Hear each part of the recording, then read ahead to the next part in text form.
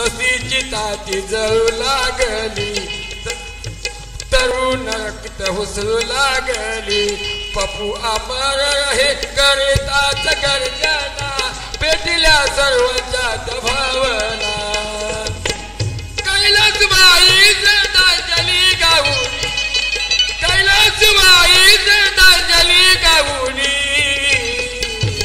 पप्पू केळकराची ऐका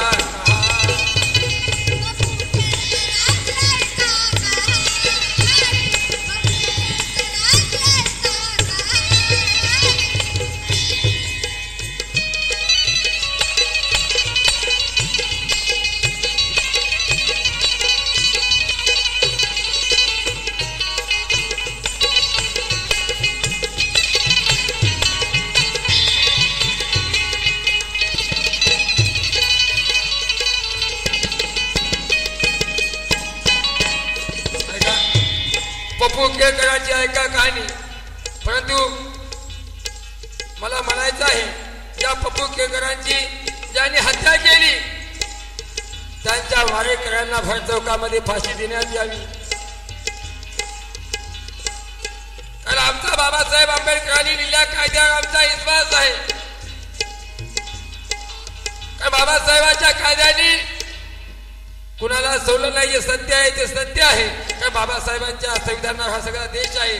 म्हणून निश्चित त्यांना फाशी होईल आणि ती फाशी नांदेडच्या बाबासाहेबांच्या पुतळ्यासमोर सर्वात समक्ष द्यावी हीच फक्त आंबेडकरी जनतेची इच्छा आहे. कारण तो आमचा वाघ निघून गेला आणि म्हणून म्हणायचं आहे अहो नित्या छातीचा तो वाघाच्या जातीचा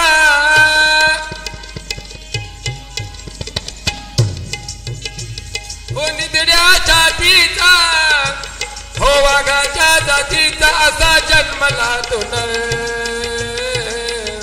अहो नांदेडच्या इतिहासामध्ये नाव राहिले अमर पप्पू केळकर नाव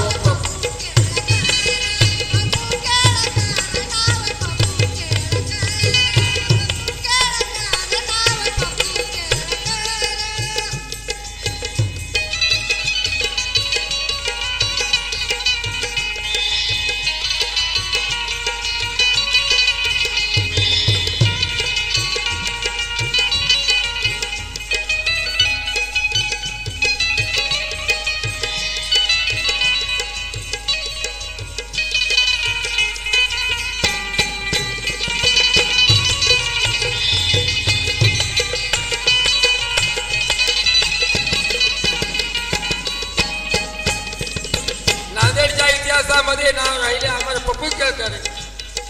ऐकावं भारिप बहुजन महासंघाची हो भारिप बहुजन महासंघाची दुराचा बाता नांदेड शहराची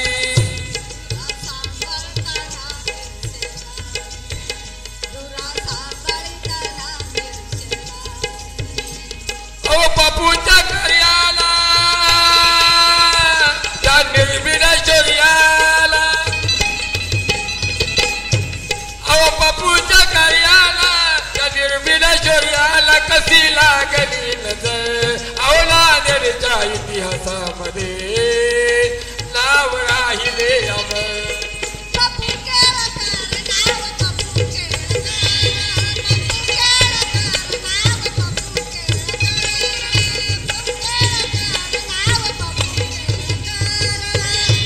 इतिहासामध्ये नाव राहिले अमर पप्पू केळकर. पप्पू आज मेलेला नसून तो जिवंत आहे. म्हणून आमच्या सर्व बांधवांनी सर्व भीमसैनिकांनी पप्पूंचा आदर्श घेतला पाहिजे आणि म्हणून म्हणतोय की त्या भीमाची बैमानी करण्यात काही शान नाही आणि स्वतःचा साधून घेण्यात काही शान नाही. यावे मरण तुम्हाला त्या नांदेडच्या वाघावानी आणि गोंधळ्यामध्ये हागून मुतून मरण्यात काही शान नाही. पप्पूची हत्या केली त्यांच्यासाठी लिहितोय काय नांदेडच्या वेशीला एक नाली होती नांदेडच्या वेशीला एक नाली होती तिथे त्या पुतळ्यांची पैदास झाली होती. अरे कसे करतील ते आमच्या भीम सैनिकांची कदर होणार, कारण त्याची माय त्या नालीमध्ये व्याली होती. जर त्यांच्याजवळ त्यांना जर लढायचं असतं तर मैदानामध्ये येऊन लढायचं असतं. मैदानामध्ये लढणाऱ्याला वीर म्हणतात, परंतु जो पाठीमागून येऊन वार करतात त्यांना गांडूची अवलाद म्हणतात. आणि म्हणून पण आमचा नेता होता तरुण आणि तडफदार, होता तरुण आणि तडफदार, भीमवीराचा शूर सरदार.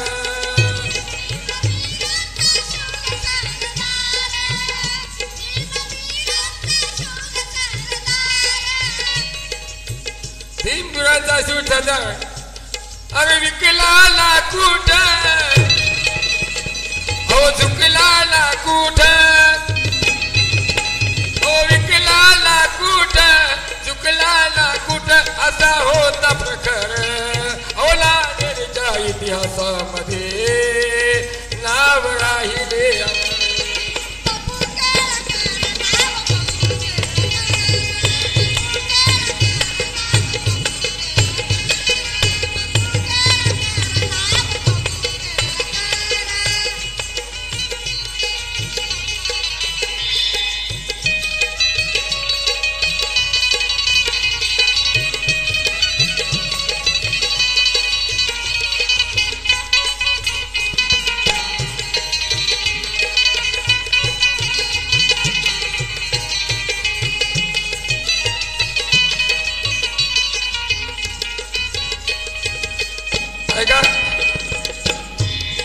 नाव इतिहासाच्या, नांदेडच्या इतिहासामध्ये राहिले पप्पू केळकर अमर आहे.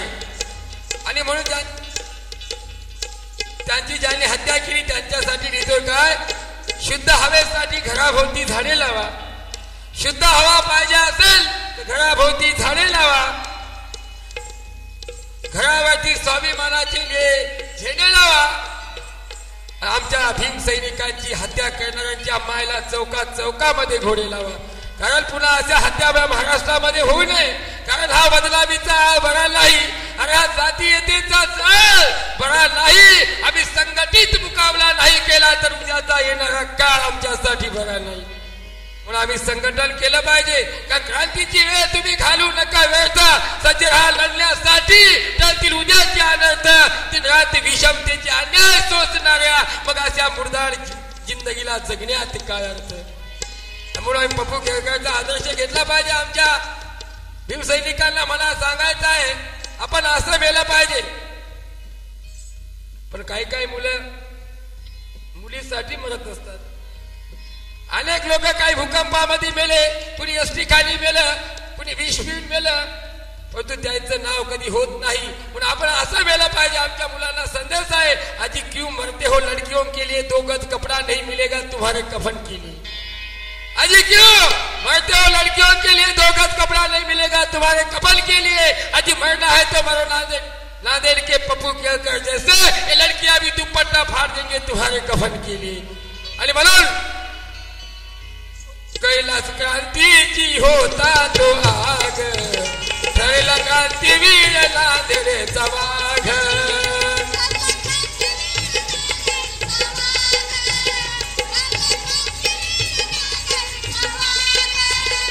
ओ क्रांतीचा तो पिंड, ओ पोळ करणा बाण, ओ क्रांतीचा तो पिंड, पोळ करणा बाण गेला होऊन खरोखर. ओ नांदेडच्या इतिहासामध्ये नाव राहिले.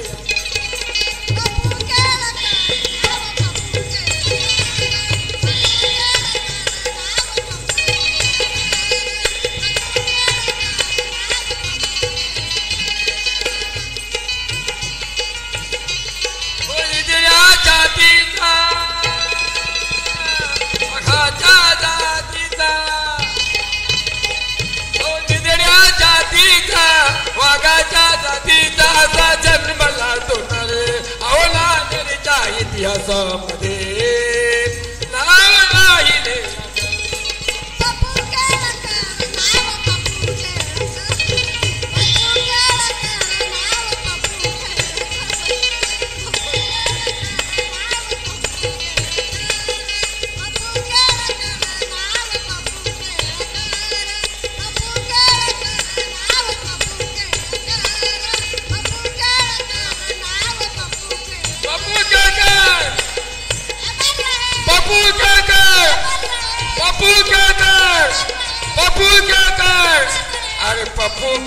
कर